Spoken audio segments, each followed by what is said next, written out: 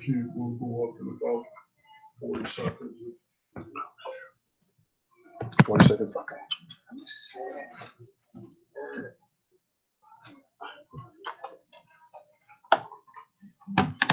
okay. I got enough room over there. You want it on the other side? Let's see. All right. On the other side. Slide it to the left. Yeah, be good.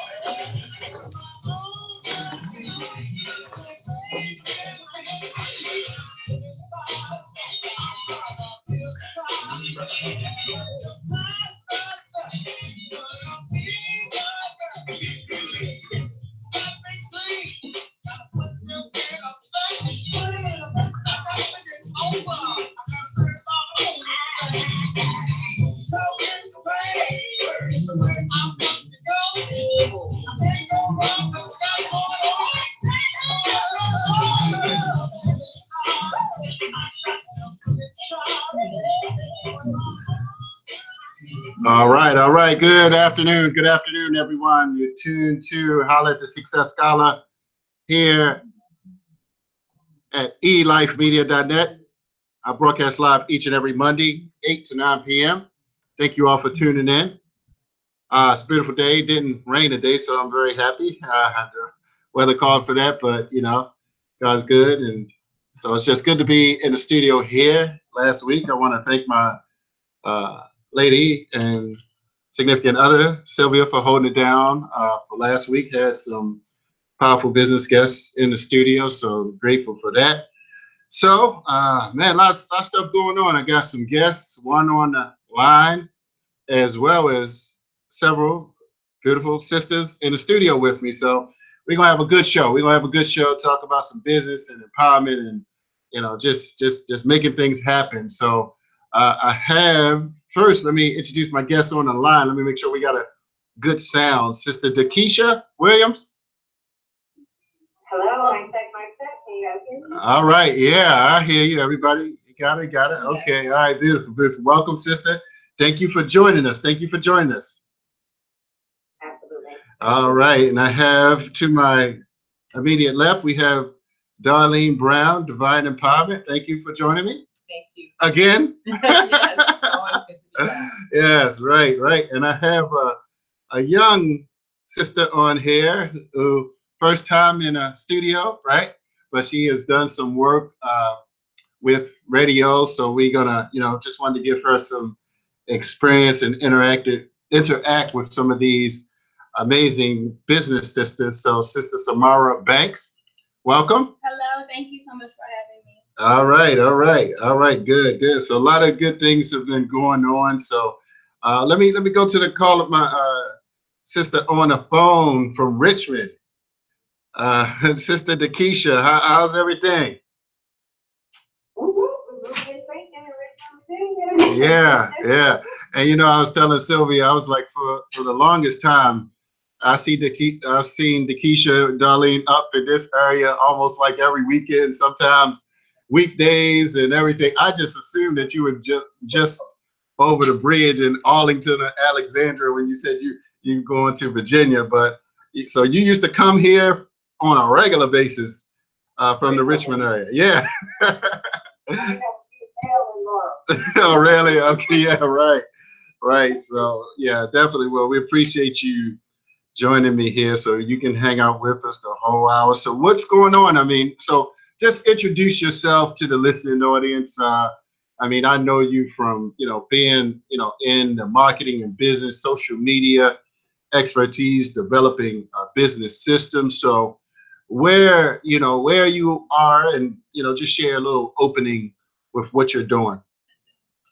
All right, well, hello everyone. This is Dekesha Williams, your virtual COO. And what I do is I help entrepreneurs implement systems and infrastructure so that they can scale their business. Then we build a team so that they can duplicate themselves so that they can focus solely on revenue generating activities. So we are moving in a fast lane in 2017. Put my foot to the post, and I'm not taking it off on you. I'm not. All right. And that was kind of what you posted, or was it last night? What was that post last night about? What was that post about 10 something? I just yeah. Right. Yeah. Yeah. That's right. That's right. That's right. You got to claim it. Ain't that right, Darlene? Absolutely. Yeah. So we gonna come back to you in a couple. Dekesha, you can just chime in if you hear something good. But so Darlene Brown, certainly she's been on here 3 or 4 times. You know, we might have to put an honorary little picture of Darlene here, so she's no stranger to the Elife meeting. Certainly my show. But so you had a good weekend, right? I did. I had a great weekend. Yes. I was attending the 2017 Power Networking Conference. Right. With Yeah. Dr. George C. Fraser. Absolutely. The Absolutely. Fraser family. Yes. Was at the National Harbor at the Gaylord. This is the second year. Second year here. In Prince George's County. Right. Dekesha, were you there last year? I wasn't there last year. I thought so. I was not able to be here. Yeah, me neither. Right. So that's why I thought yeah, that's right. You were there the whole time. So what was going on? So how'd you feel this year? What was the different? Well, what was the different mix? I know Dekesha want to hear this too. Yeah. So right. I say one thing that I do know was different. If anyone has ever attended the conference previously, we were accustomed to the conference occurring in June. Consistently. Oh, right. Yes. When it came to Prince George's County in 2016, it happened in the latter part of May, right around the Memorial Day. Yes. Weekend. Right. My birthday, actually, the last day of the conference was last year. This year, the conference was right after the July 4th. So one of the things that I immediately noticed was different was the number of attendees. And I do believe that the date had something to do with that. I know that there's a big push to have our students, obviously our young entrepreneurs, college students to attend. Yes. And so I know last year in May that presented some conflicts because usually around then students are graduating from college, or leaving college to get back home. And so now the July time frame I think also presented. So I did notice that it wasn't as many attendees as it has been in the past. However, it was still great connections. Absolutely. And I will say that it's like a family reunion because there are many business owners who repeatedly come to the Power Networking Conference. And so for me, having gone 5 years in a row, it's like a family reunion. You see people that you see every year, but then there were a whole new group of people, a lot more young adults. Oh, wow. That was very impressive. A lot more college students and young entrepreneurs. They also added a coach's role. Okay. And so that basically was the opportunity to get executive coaching or business coaching. Cheryl Wood was there. Cheryl Wood was there. Dr. Emma Fraser Pendleton was there. We had quite a few people. And so I thought that was good, the way that they had that position to allow people who were attending the conference to sign up and get 15, 30 minutes of coaching, complimentary coaching sessions to get direct questions answered that they may have had. Very valuable and priceless. Very valuable. Priceless information. Yes, absolutely. Oh, and the Roland Martin interview. Dr. George Fraser interviewed Roland Martin. Oh, from the stage? Like the center? From the stage. It was phenomenal. Bad brother, we know that. So it was a great interview. Talked a lot about politics, of course. And I was trying to quickly surmise one of the things that was a big takeaway for me was that he said sometimes as a Black entrepreneur, if you're in the corporate sector building your skills, that we believe that it's better to be a small fish in a big company where we have little power and less impact and less control than it is to be in a smaller company where we can be the big fish and have more control and greater impact for what we want to do. And he was sharing that from the perspective of, we know that he was on CNN. We know that when the new CEO came in, he did not stay and he went to TV One. And he said many people were questioning, well, why would you want to not be at CNN? And, you know, he said, because I have more creative control at TV One. I already have my brand. I have my following. It allows me to implement without some of the bureaucracy that you deal with being at a big station like CNN. So I thought that was a very profound point, because we don't often think of it that way. Yeah, true. I can see that. Yes, right. Good point. Sylvia said, so true, Darlene. Yeah. All right, so let's go to Samarah. I met this young lady rather recently, and she, you know, said that she just graduated college, right? Yes. All right, so tell people. So you graduated from UDC, the University of the District of Columbia. Okay, and what area of study? I did arts and liberal studies. Arts and liberal studies. Yes. Okay. And you still, you know, you've been raised entrepreneurially, right? Yes, I have. So share with the listening audience what you've done since you were 2, right? Okay. My family owns the Lee's Flower Shop, Lee's Flower and Card Shop on 11th and U Street. We are the oldest flower shop in DC. It's my great grandparents. Wow, great-grandparents. 1945. Wow, okay. Why they have the same location for that? The same location. Oh, wow, okay. Wow. My family's business has survived the riots and the you know, the building of the metro system and everything like that. So we're so grateful to still be in business. Business is really booming. Yeah, they're right on 11th or 12th. Yeah, that's a key location, right? Yeah. We've definitely seen, you know, the changes of DC and the, you know, the building of the city and the gentrification and everything like that. But I'm very active in my business, and I see it as my career as well. So. You mean the floral arrangements and design type of thing? So that's why you picked the liberal arts. I mean, it goes. I'm sorry, arts or what was it specific? Yeah, liberal arts. Yes. Right. So that kind of fit into what you were doing. Yes. Yeah. I've always been an artist. I went to the school of the arts. Oh, really? Yes. For what I was an instrumentalist. Really? I played the French horn and the piano. The French horn and the piano. Beautiful. Wow. Thank you. Wow. Yeah, sounds like your shop super daughter, Dekesha. What it? Hey, gotta keep it active. Right. Okay. Yeah, her daughter is aerobics and what is it? Olympian gymnastics. I'm sorry. Right.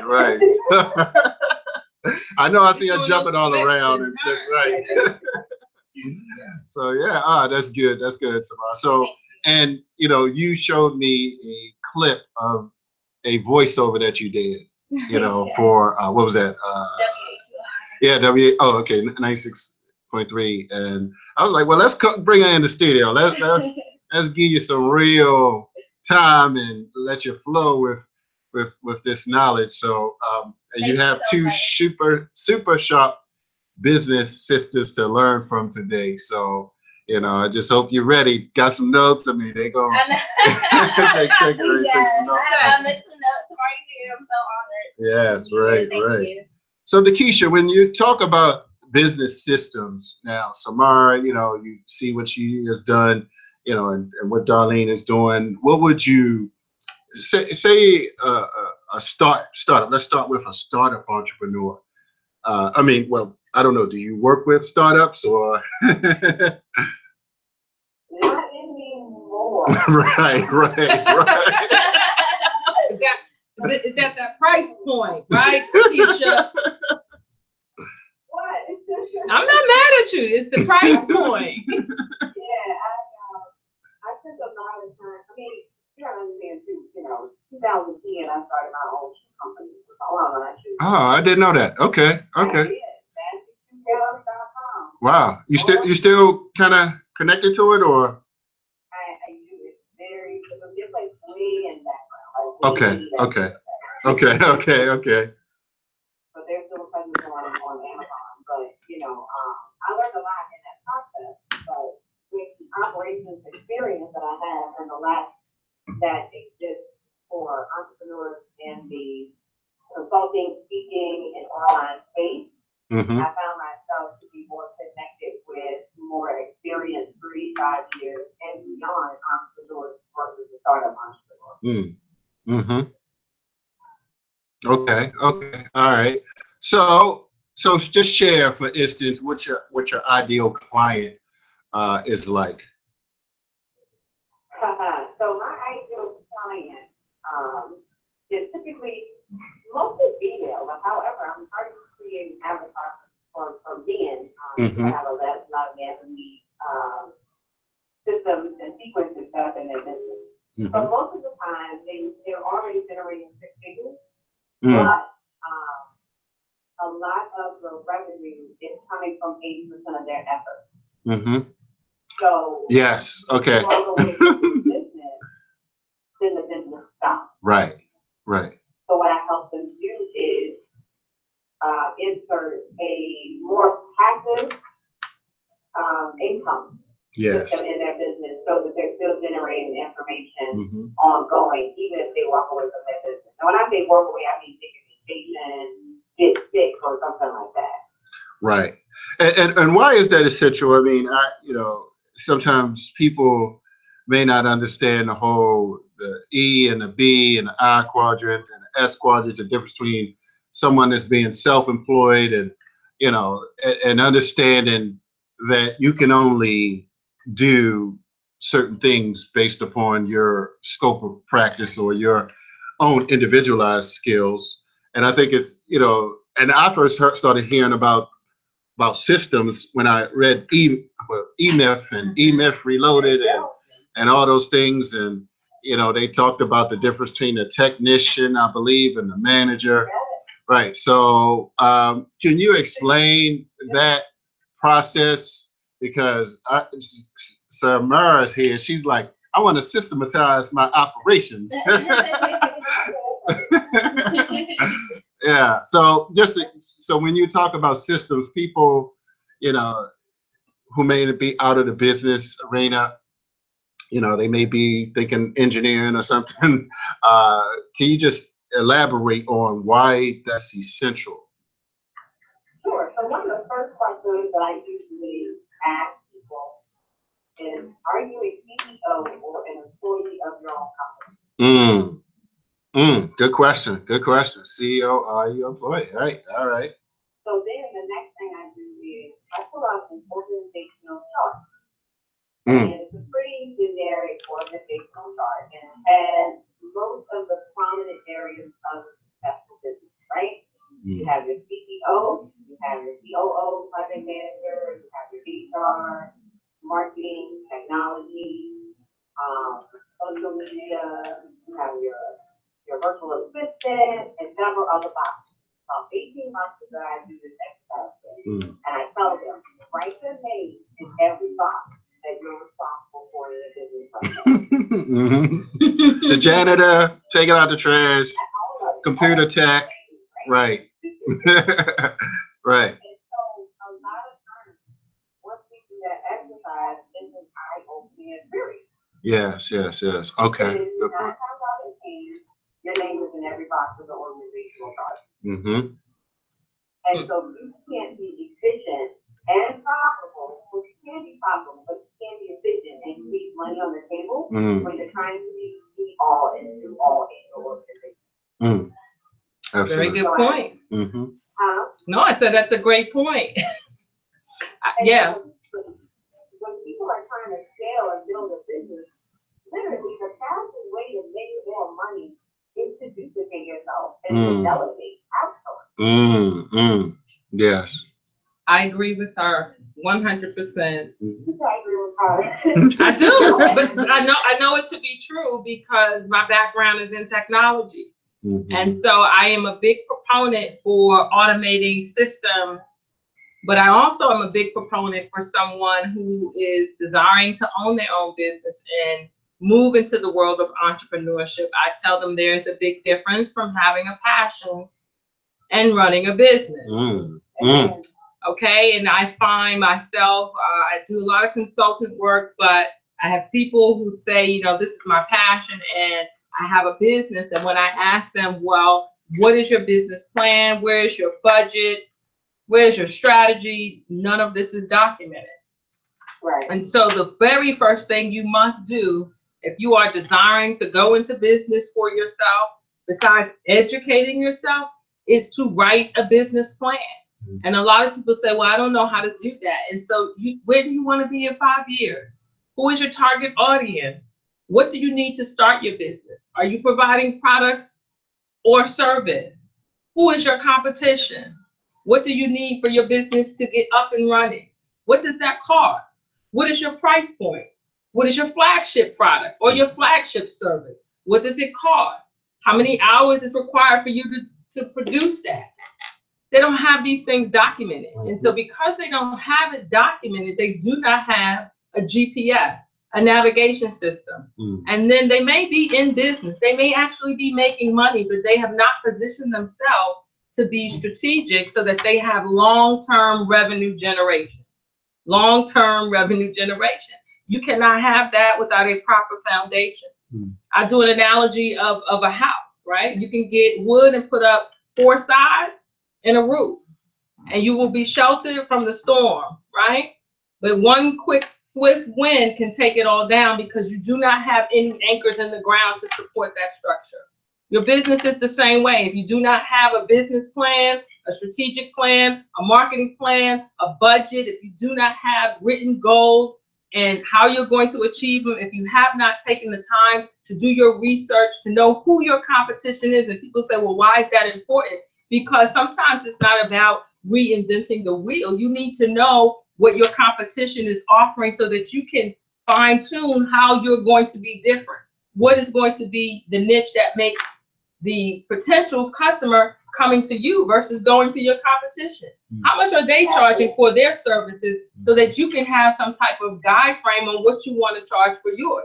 I mean, these are very valuable questions that I deal as a consultant with some young entrepreneurs, and they haven't even thought about it. You have to position and educate and prepare and equip yourself to run a business. I do not care how passionate you are about something. Passion alone will not allow you to have long-term success. And long-term success is about long-term revenue generation. Awesome. Awesome. Yeah, right. Right. So Samarah, you heard some good stuff. You got any questions? So you've seen your family running a big operation from day one. So you heard a lot of different things, and pretty much you probably run the store by yourself by now, right? Yeah, you do, right? Oh, okay. Okay, great. So is that the only location that you all have, or is really? Yeah. Any considerations of expanding it, or do you do online as well? Well, we do online as well. We actually just got a Great Streets grant, and we did a remodeling, which really helped our business. Like a lot of new customers and. You mean how it looks? I mean, I thought it looked a little different when I walked in. That's why I was a little surprised. I was like, wait a minute. And then I started talking to you. I was like, all right, it's beautiful in there. Absolutely. Thank you. My mother and I actually applied for the grant in 2014, and it took us a long time, probably about like 2 weeks, because it was very tedious. A lot of documents that you did, and with every document you have to write a paragraph describing the document. So it took us a long time, but it was so worth it. I'm really proud to see, the changes. Yes.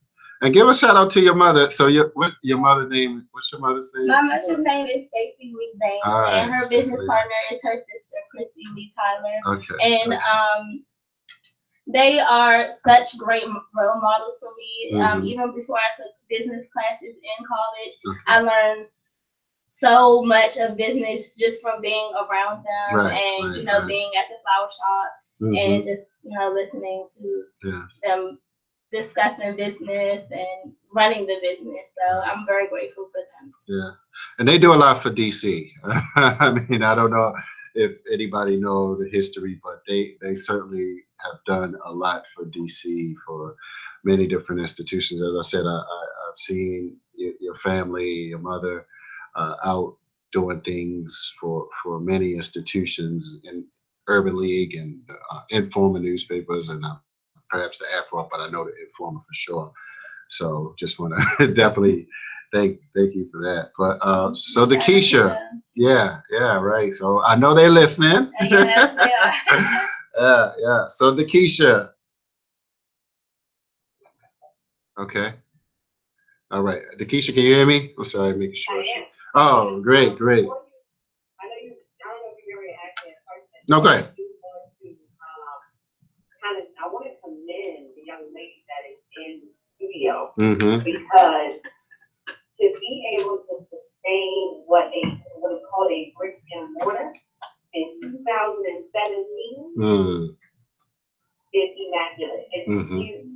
Yeah. Because the brick and mortar industry, retail industry is struggling. So for your family to be able to have that organization, have that business, and still be able to sustain that business and go through the ups and downs of the economy and still staying strong is huge. I came from retail for 22 years. And so to see several of the retail companies closing, you know, yes. Oh my God. Yeah. Amazon taking everything over. Thank you so much. I appreciate you a lot. Thank you. Absolutely. Yeah, that's a good point. I mean, I was saying, you know, Amazon is buying up everything. They're just like, we just we going in any and every business. Yeah, right. So I mean, and one thing right. Yeah, and that's one thing I recognize, you know, it can create opportunities, you know, and speak to that, Dekesha, in terms of, I'm sure Darlene can add on, in terms of smaller businesses being competitive, you know, how do you, you know, create a system where you find your niche, if you will? Well, I think you said a lot actually, as she was finishing up. But being a small business, it's all about the relationship. Yeah. And so having a system in place that can teach you to nurture that relationship with previous clients and current clients is very, very crucial. Yeah. And being able to have a system in place where you are active and consistently active in the community, it plays a larger part. You know, that's something that Amazon can't do. They can't be a part of the community. They can, but they're going to have to go across the world to be able to compete with a location in the DC market or a location in the Laurel market or Richmond market. So, you know, that's one of those things where relationship marketing is imperative and can be done so via, you know, several platforms, email marketing, you know, social media marketing, but, you know, being able to speak directly to your clientele and knowing their name, knowing information about them, you know, having a full stop, being able to celebrate, you know, different occasions with family. So you're becoming a part of that family. So that's huge. You know, that's a different type of relationship to have with a client. Yeah. Absolutely. It's all about the relationships, right? Look, quoting Dr. George C. Fraser, he says that relationships, if you're in business, you're in the business of building relationships. And if you're not building relationships, you have no business being in business. Right. And I have to agree with that. Right? And it's the business person to take the business people out of business. Right. Like you just said. Right. So Darlene, so add on, so who else was there? I mean, I saw Dr. Randall Pickett, Mike Roberts, and yes, Mike Roberts, those are always there. Yes. Simon Bailey. Oh, Simon Bailey. Simon Okay, Bailey okay. was there, Oh, great. Of course, Levon Lewis. Yes. And they were there. Right. So we have, I call them our the core. Yeah, the core. Yeah, and then the core crew. Yeah, right. the core crew, and of course we had Brother Earl from Cape Town, Africa. You know. Right. Yes. From Nigeria. Okay. They were there. Yes. So Willie Jolly did I heard. show there. Yes. Oh, so man. that was a new platform. Right. Yes. And they had some new workshops, which I attended 2 of them. Yeah, tell us about those. One was emotional intelligence. Your Oh, EQ. wow. I'm who really did that? big in that. A doctor, Shakira, can't remember her last name. Shakira from New York. Yes. Shakira. Yes. So Right. I'm really big in EQ. Absolutely. Yeah. Absolutely. So I attended that, and then I attended this new workshop called The Power of Habit, which you know the book, right? There's a book. There's a book called Your Habit. It may be The Power of Habit. It was probably about 7 Habits of Highly Effective. You already know that. No, right? I know that You're one. a coach, I'm aren't you? certified Right. in that. Yeah. But this is, I can't think of it. I want to say it's The Power of Habit. Somebody look that up. Look that up Power real of quick. Habit. It's like 2 or 3 years ago, it was a required reading by Dr. George C. Oh, Fraser really? for faculty people. Right? Okay. But this particular workshop talked about not just habits from an individual level. It talked about habits from a community level, on the local, and then on the national, and then on the international. And it was really, really powerful. They did an exercise actually in the workshop where it asked us to take our shoes off and put them on the opposite. So your left shoe goes on your right foot, and your right shoe goes on your left foot, and to just see what that felt like. And of course, it feels uncomfortable, but yet children do this quite often, right? And they will walk around with the wrong shoe on the wrong foot and won't even know. And that was an illustration to talk about how habits are developed. And it was just really powerful because it really talked about how we cultivate habits and why individuals are often challenged when confronted with change, because it really goes into the core of their habits, which are at the core of their values. Right. And even we can take it on a very simplistic level. As you know, you are a vegan, and so we grow up eating things or doing things based upon the habits of those that are rearing us. So at some point, you have to ask yourself, are those behaviors or those things that I grew up watching my mother or my father eat really serving me today as it relates to health? And then that goes into every other aspect, right? That could be finance, relationships, a whole lot of things. You know, I grew up in the generation where children were to be seen and not heard. You speak when you're spoken to. And as a mother of adult twins, 25, both entrepreneurs, both homeowners, I know that for me, I had to do things differently. I had to have the ability to have dialogue and communication and honest and transparent communication, because I wanted them to know that, one, they had a voice. And that because they had a voice, that means that their voice mattered, their opinion mattered. And I believe that you create that in your home first, because if a child can feel confident to say how they feel to their parent or their caregiver in a respectful way, then you are creating the platform for that child to become a young adult and know the power of their voice and know the ability to speak up for themselves, to stand in their truth. And particularly when we go out, even as a business owner, out into the world where you are doing business with other cultures and other entities, right? Other racial, ethnic groups. That's very important. You will find some people who even own a business, but they won't look at you in your eye. What is that saying? So I'm really about looking and identifying your habits. Where do they stem from? How did they become that way? Are they really serving you? I'm a lifelong learner, so I believe that we must do something I call self-reflection and self-correction. Anything that's not growing is dead, so you should be consistently challenging yourself in every area of your life to improve and be better. And one of the ways that you do that is to look at your habits. Amen. Hey! Yeah, what would you like to add to that, Samarah? I think she said it all. Okay, yeah, right, indeed.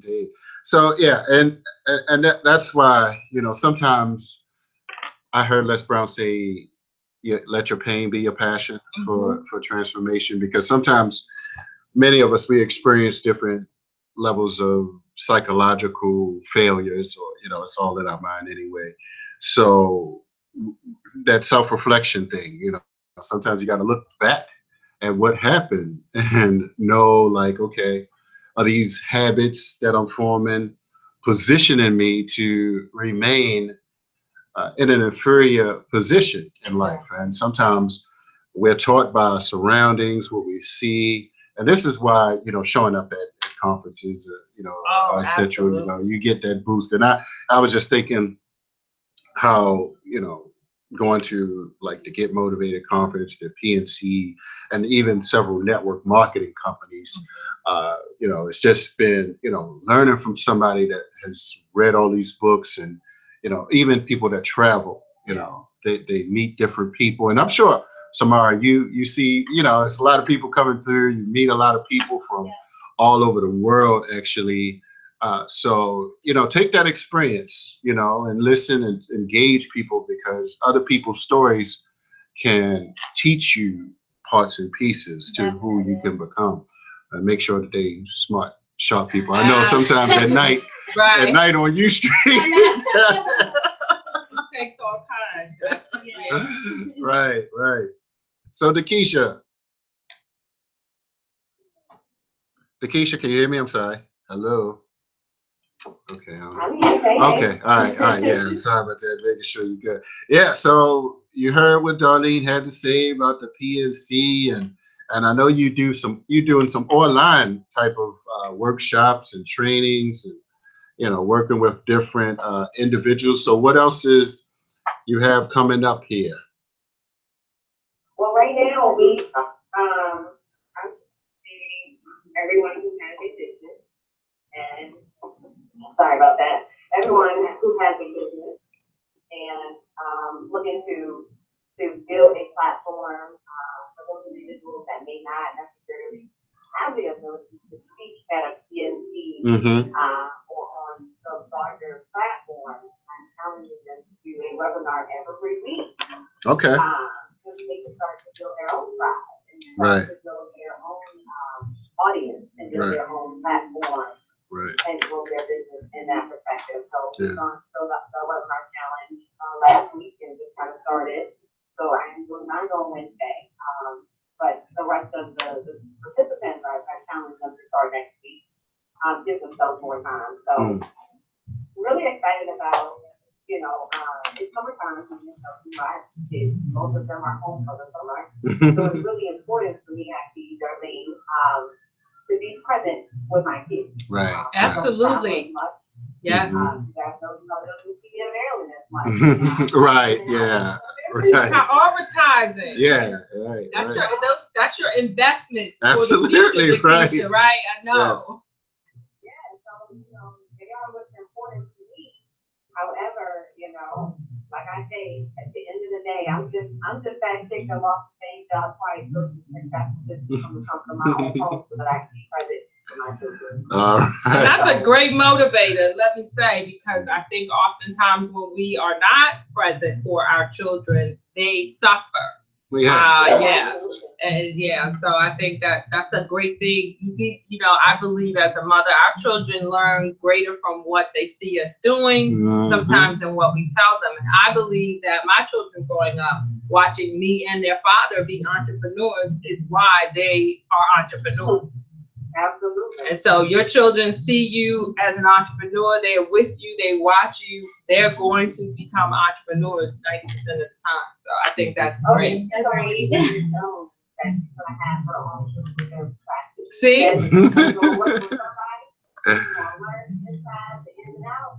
Wow. See? That's there you go. She already has her plan and she's speaking it into existence. That's awesome. Yeah.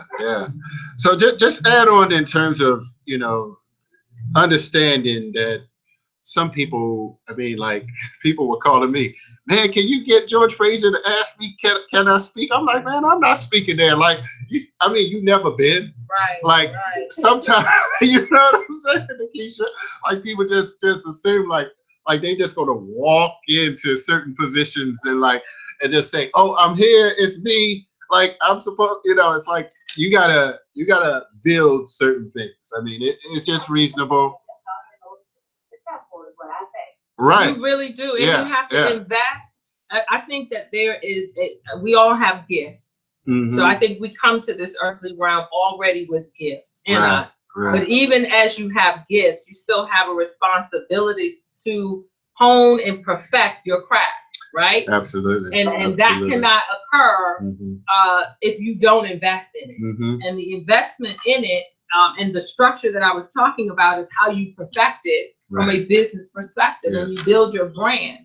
And then when larger organizations like the Power Networking Conference can see the added value of your brand, then you will get the invitation because they will want to partner with you because they see that you have a very large tribe. So there's a value added by having you speak on that stage. And a lot of times people are not thinking about it from that perspective. Unfortunately, they're just thinking about, I want to get on that stage so I can be seen by that audience, as opposed to do the necessary work, take the steps, make the investment so that you can build that brand up.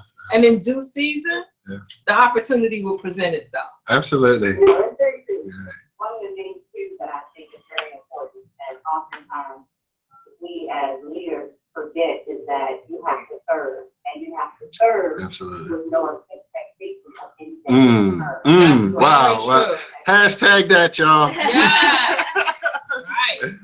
Right. Yeah, I agree. Go ahead. That's true. I always say, I'm saying that if you are serving with an expectation, then you are serving selfishly. Right, you're serving with an ulterior motive, so you're really not serving, right? And that's called a strategy, which really should be say, can we barter? If I do this for you, you'll do this for me. I scratch your back, you scratch mine. That's not service. The service is just, here I am to serve. And I think what people expect is that when you serve in one capacity or one area, that the reciprocity or the return on that, right, is supposed to come from that area. I'm a lifelong servant leader, so I have learned through the process that you will serve and give from a place of pure heart. But then your blessings and abundance will come from another place. Absolutely. Right. And people have to understand that when you serve, you are absolutely sowing. Yeah. You are sowing your seed. That's right. So, hence my post from yesterday, your reward will come in your season. Right. And you still have to be still and be patient. And do the work. There you go. Right. And you gotta, I think you gotta serve a lot more people, you know, as well. Like, and I may have got that from Robert Kiyosaki or something, but and this is why, for instance, you know, like this month I was kind of conferenced out. I mean, Dekesha, I was at the African American Film Festival in Miami, and then I went to the NNPA conference, which was here at the Gaylord. I'm just like, you know what, man, let me, you know, kind of, you know, just sit back, reflect on, you know, how I've expanded my network, you know, down in Miami and then here with the NNPA newspapers, Black-owned newspapers. And I realized that, you know, I'm like, all right, I don't want to spread myself too thin, just being, because some people think I'm like everywhere. I'm like, look, there's a you know, a strategy to why we show up and expand. You know, sometimes you got to reinvent yourself, you know, to expand your market. And that's what I thought. I was like, you know, Darlene and Dekesha, I was like, some of the jewels that we got from the PNC, you know, some of these powerful people, I'm like, and Kiyosaki say, have your network to network with others. So I was just like, and I was sitting at the NNPA, an African American Film Festival in Miami, and I was just like, man, some of the people at the Power Network Conference, they like super sharp. I'm like, if they like taught some of these people some of these strategies, I mean, people would like really blow up. So that's why I was just like, all right, let me. And sometimes you got to manage your money and understand, you know, strategy, where to drop your money, you know, with different operations and organizations. So, and just, you mentioned Mike Roberts, and I'll come to either one of you after that, but Mike Roberts, you know, we showed this film after that NMPA, the Black Friday remix here, and that was really good. So, you know, and I'll be in part 2. That's just a little side commercial. So, Frazier and Les Brown was in this one too. So I'm definitely looking forward to, you know, part 2. So this is my second speaking type of thing in a film. You know, speaking part, shall I say? That's what the actors say. They call it a speaking part, right? So I'm not pushing the broom, walking past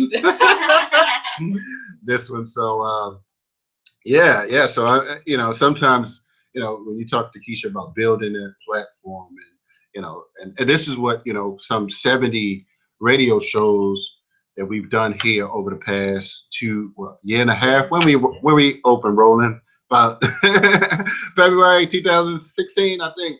We look back. Darlene, I think he was on like first or second, third show, something like that. Yeah. So definitely, and I've been wanting to get Dekesha on for the longest. I said this sister is always, she's consistent and persistent. So I appreciate that. So thank you. Yeah. So let's give out some of your, I mean, we ain't gonna close here. We got about 10 more minutes. So what, you know, in terms of some messages for listening audience, what could they expect from working with you? From Dekesha? Yes, Dekesha. If people want to get in touch with you, see something that you're doing more, your website or any YouTube pieces that you have that you want to enhance people's. So one of the biggest things that I've been sharing with business owners is really the 5 pillars of growing a profitable business. And I haven't shared this, but I'll share it with you all. It's really funny because I look at the process in which Dignity would meet the 444 apple. And let me start off by saying I have not listened to the apple. Okay. That makes 2 of us. 3. 3, 4. Okay.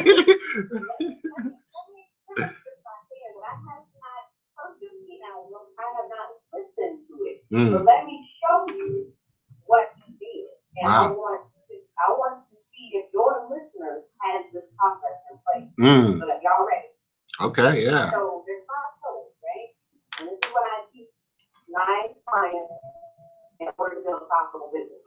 The first one is process. The second one is a platform. The third one is product. The fourth is portal. And then the last one is people. Now get this. The first one being prospect. In order to have a successful business, you have to have people raising their hands to work with you. Am I not right? Right. Yes. There were already people that were prospects of JV. Just blew my mind. So he already had an audience. He took a platform that he purchased in 2015 called Title. It's a subscription-based service that streams music. Not only did he release his white album, he released his album 2 years later. Okay, that was the platform. The product was the album 444. Now, get this: the portal. You have to have a subscription. When you have a subscription in your business, this subscription is $9.99 a month on top of the price of the album. Yeah. Wow. Not only did he have the subscription base, he also received 33% investment from a major corporation called Sprint. Who purchased albums and gave them away to Sprint customers for free, which helped him get to a platinum status. Free. There is his people. That is his people. He had Sprint behind him to build a profitable business. Wow. That man is a genius. And like I said, I ain't even listened to the album. And I just found out today that there was another album with 3 songs on it that was not a part of the original album that was released for the last day of the month. Wow. They have to buy a new album. The strategy. Wow. It Wow. is. Yeah. Indeed, you can learn something. Yeah. Wow. Wow. Sounds good. Sounds good. So yeah, that's powerful. That's powerful. So we can definitely build on that. So just give out some contact information, Sister Dekesha. So people, So you guys can find me on any social media platform. It's @DE_Kesha. That's @DE_Kesha. I'm on Instagram. I'm on Twitter. But more importantly, I am on Facebook. That's where I hang out. That's where my social media is touch with. Makes me relevant. Makes me look good. Right. Williams. And Periscope. I'm sorry. Oh Yeah. Yeah, she on all of them. I see it. Snapchat, Instagram. Oh, wow. I don't. Well, I can because I'm your friend. Yes. Oh yeah, I ain't on there. Right. Exactly. Yeah. Everything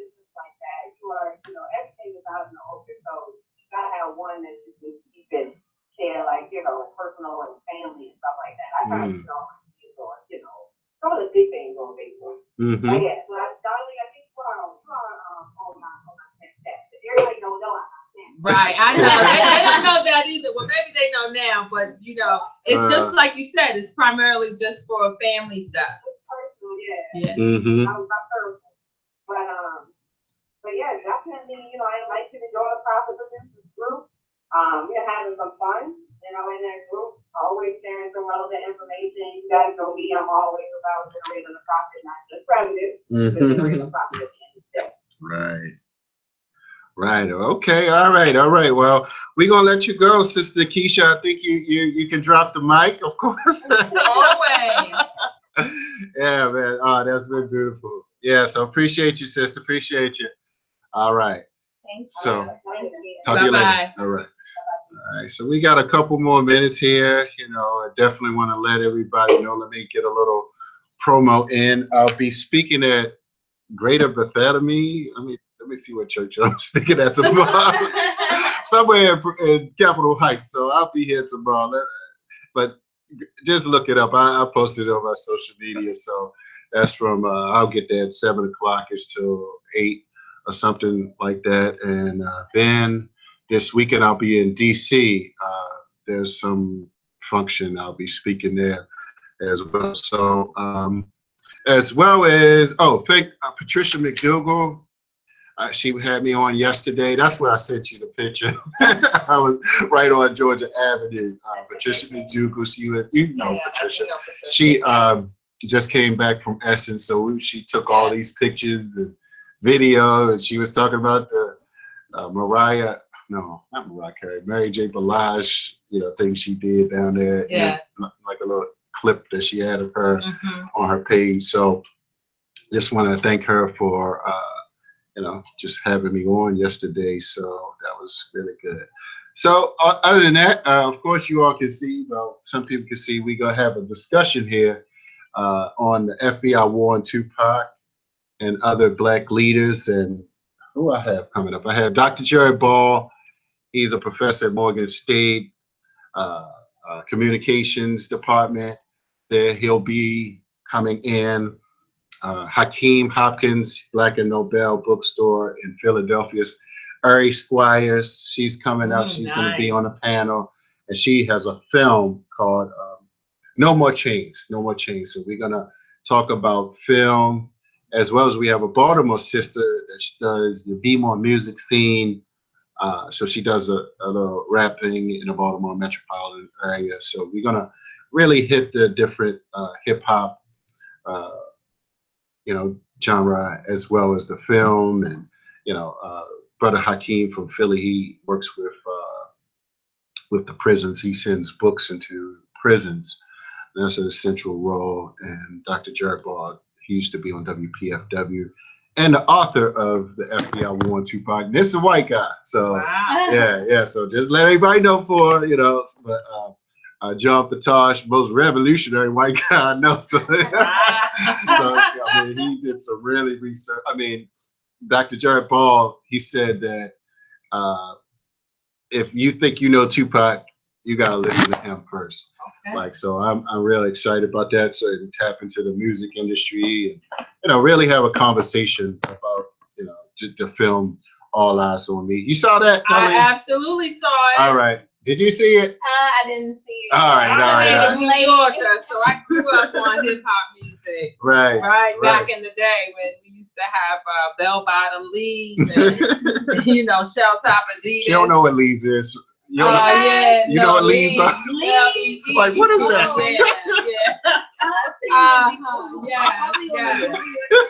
Right. So, the number 4 train, the number D. I'm the real deal from Bronx. Yeah, right. People wouldn't know it, but so yes.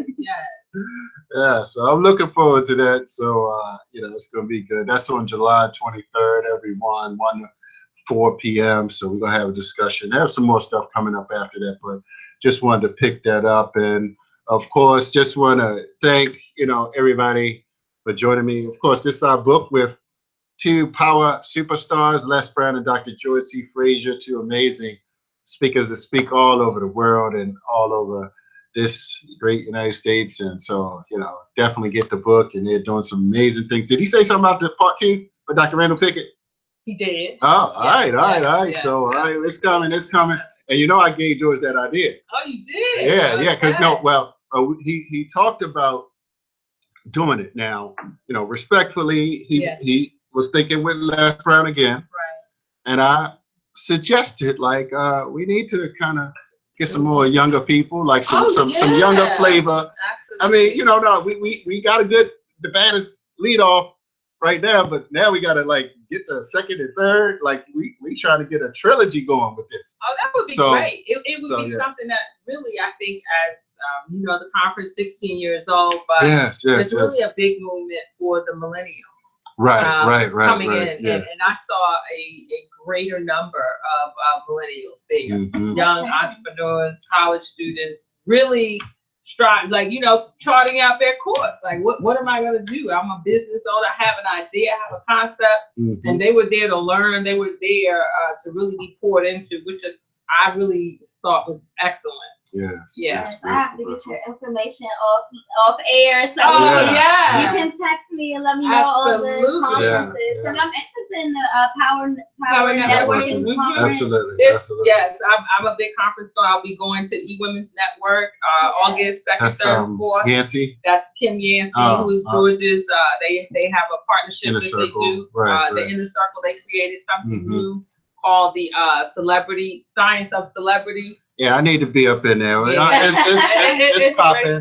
That's why I had to go to the African American Film Festival. So we're going to have to wrap up, y'all. But Samarah, give out your final remarks, and, just want to thank you for joining us. It's been great. Thank you. I really appreciate you having me on your show and instilling your knowledge, your business knowledge on me. I greatly appreciate it. I'm all for, learning more about business and being successful. And you have a great show. Thank you. All right. So we're going to get this to you, Darlene. Darlene Brown. You can Google me, divineempowerment.org. I'm on all social media platforms. Just Google Darlene Brown. I'm the first one that comes up. That's some good social media strategy. When you do it strategy right, that's how it should be. Right. We had Dekesha Brown calling in from Richmond in the house, and I'm Haki Ami, the Success Scholar. Thank you all for joining me. Till next week, we out. Peace. Peace. Thank y'all. Dope. Peace, everybody. Let me shout out everybody who was on. We were talking about business, Deandra, Brother William Murray, Millionaire Minister, Lakeem Ahmed, Brian Shanklin, Marsha Banks, Sheena Dwayne. Sorry, honey, I didn't get this. It went down. Business is continuing growth. Can your guests elaborate on this? I asked any questions. Sorry, my bad. E. Lee, Don Newman, William Byers. Hey, what's up, there? Devar, Miller, Maxwell, Leroy, Lewis Hopkins, Ann Stacy, Dekesha, Sherry Woods, Kalo, you'll be on soon.